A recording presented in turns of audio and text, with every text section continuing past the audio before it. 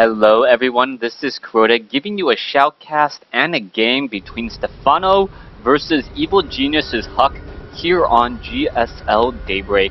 Huck spawning as the red Protoss player here on the top right hand side of the map. Meanwhile, we have Stephano spawning as the blue Zerg down over here at what I'll call the 7 o'clock position. So top right versus bottom left, nothing too out of the ordinary here in this 1v1 matchup on Daybreak. Now, pretty much the game should open up with a standard Forge fast expansion, and this is going to be a decision by Huck to try and place this pylon down here on the low ground and then do a little bit of scouting. Stephano, on the other hand, he can either respond with doing 2 base pressure or trying to go for a 3rd base of his own. So far, Stephano hasn't really tipped his hand in terms of anything, as Huck going to be doing a lot of early scouting in this matchup, but he's going to arrive to the party rather early and really not going to be able to see all too much. Let's take a look back in the base of Huck. Huck currently just chrono boosting. There you go. You see Stephano and Huck giving the customary good luck, have fun. Stephano, always the well-mannered player, apparently also liking Sase's pans. If you guys were at MLG Anaheim or was able to catch any of those games, really interesting games, as we now see the probe wandering around the backside. We are going to see a spawning pool come in first by Stephano, but Huck doesn't really have to worry about this because there is not an extractor. That means that it is going to be purely Zerglings, and unless Stephano really cuts a lot of his production, he's not going to really be able to do all too much. Probe has taken a lot of damage, now retreating and returning back home. Stephano may try to take down this probe. Oh, the probe taking a very tight corner, now down to some 8 hit points, and Huck still doing a great job denying this hatchery while staying outside of the range. Oh, no, Stephano just getting off enough room there, as we now see a Forge and also a Nexus being placed down. Let's take a look at it down over here. You can see that the Nexus is down here. The Forge is right here as well. Should be able to complete a wall off here in just a moment. There's that gateway. Perhaps the Cybernetics core will be added down here in just a moment, as 6 Zerglings are being trained. Stephano most likely will try and be aggressive with these Zerglings. You can see the Zerglings already wandering across the map. It is going to take him a little bit of time in order to get in position, as the first photon cannon is already being warped in. About another 30 seconds before that is done, the Zerglings most likely will not be able to run by there, and Stephano investing early into these Zerglings, not going to get that much out of them. You can see one Zergling looking around, making sure that there are no proxy pylons. The front door, there is that 2nd pylon here. There is the gateway, and there you go. That cannon is going to prevent anything from really happening. There's a cancellation on that gateway now, as the Zerglings pretty much know that they cannot run by here. 4 Zerglings now trying to do a little bit of a dance. Are we going into a Cybernetics core? Yes, we are. And only Zerglings will be able to run through here. Oh, the Zerglings are able to slip by, and now 3 Zerglings are left. But the problem is that the Zerglings are not going to be able to get into this position easily at all. We'll see what the next strategy will be, as the Zerglings are battling up against probes. The Zerglings are fighting against those probes, essentially one at a time right now, and the probes actually coming out a little bit ahead. Very good micro. One probe does go down there. Overall, 1 worker killed, and that was it.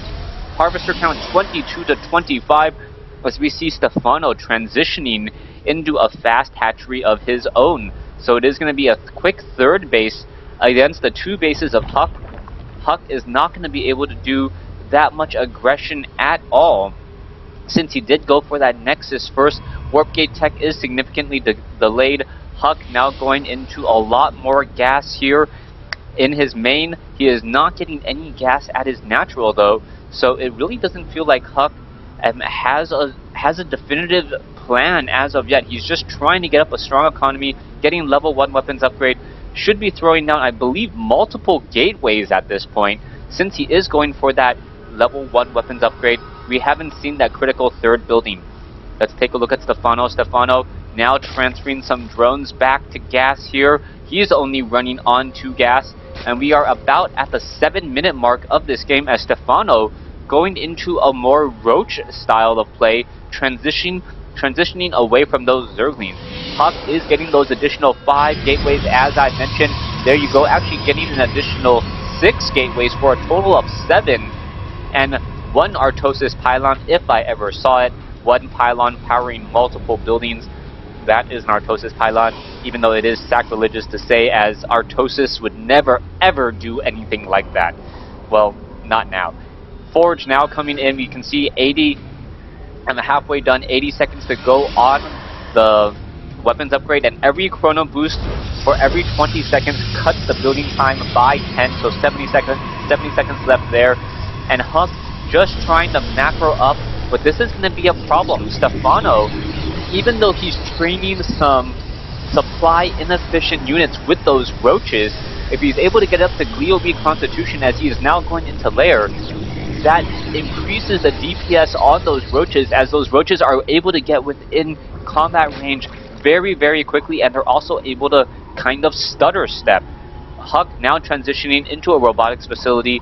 You can see that it is going to be placed down. Most likely will be going for an observer first, as the Zealots are now going to get surrounded. Oh, this is going to be bad news. Sentries now engaging in on the fight here.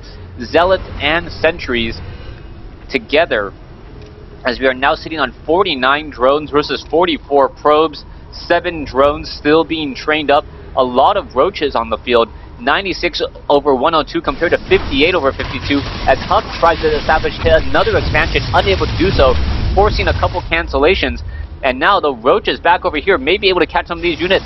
Yes, it looks like the Zerglings are going to engage. Those Sentries pretty much don't have that many options in order to lay down force fields. We can see that there is going to be a round of reinforcements in Sentries and Zealots.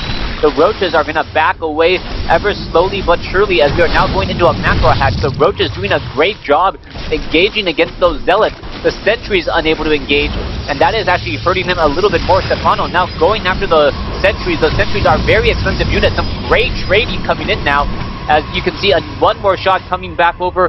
Sentries now making their way over as well. The Glio Reconstitution is being added, and Stephano just running around with these. Oh, Sentry getting in that final shot there. Immortals are being added here. Level 1 weapons upgrade has already been completed. No armor or shield upgrades coming in. More gateways being added, and Huck is now transitioning into a very, very heavy gateway build off of 3 bases. Has a couple photon cannons, and Huck may be able to pull this off. He is currently behind, but actually, no, I don't know, man. Stephano sitting at 71 drones versus 47 probes. He's not going to really be able to power all of those gateways. Taking a look at the worker kill count, it doesn't feel like Huck is really investing heavily into his economy as much as Stephano is. Stephano now with with the smaller army, if you also take in consideration the gas, a much smaller army, but still able to somehow keep Huck inside his base and making it that he is the aggressor. Harvester count is 86 to 51 now, and with more than a 30 worker advantage, this is going to be significant. The Roaches don't have Glio Reconstitution yet, not going to be able to move around that quickly, and not going to be able to escape from those Immortals, Stalkers, and Sentries. No, the Roaches now in hyperdrive, now making a very, very fast move into the main base. 1 pylon mega taken down, now trying to take down some Sentries. The Sentry going to quickly get picked off here. Down it goes, and the Stalkers now trying to reinforce. And how much damage can be done? The Roaches going straight inside the 3rd base here, getting in a lot of easy, quick hits, and dealing a lot of damage, taking down multiple probes. The probes are all falling, and Huck losing more and more, as we now see a bunch of Zerglings trying to retreat back home. Alright, Stephano does have this base up and operational, but now we see a Warp Prism of units making their way in. Fungal growth could be coming in. There's one Fungal getting a couple of those Zealots. Another Fungal needs to come in and land on top of all of these units as well. There's some force field. There's another Fungal. The Zerglings unable to get within melee range, caught behind each other, and it looks as though the Warp Prism will be falling, as now we see a counterattack by Huck here at the 4th base. The 4th base quickly falls, but this was a base to give at this point, as Stephano didn't really need to hold on to it. He had more drones here at the top left. Stalkers and sentries seem to know that something is amiss. A roach will get quickly taken down as soon as it hatched. Should have stayed inside its cocoon. Very, very safe place to be when there are immortals, sentries, stalkers, and zealots knocking on your, I guess, eggshell or cocoon shell.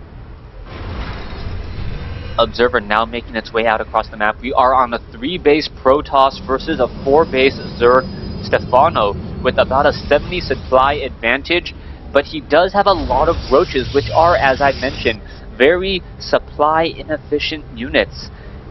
With that, Stephano, the real true army size difference between these two armies, about 1,500, now maybe 2,000. Huck sitting on 113 versus 183, and now what is going to be happening here, as there are also a lot of infestors on the field.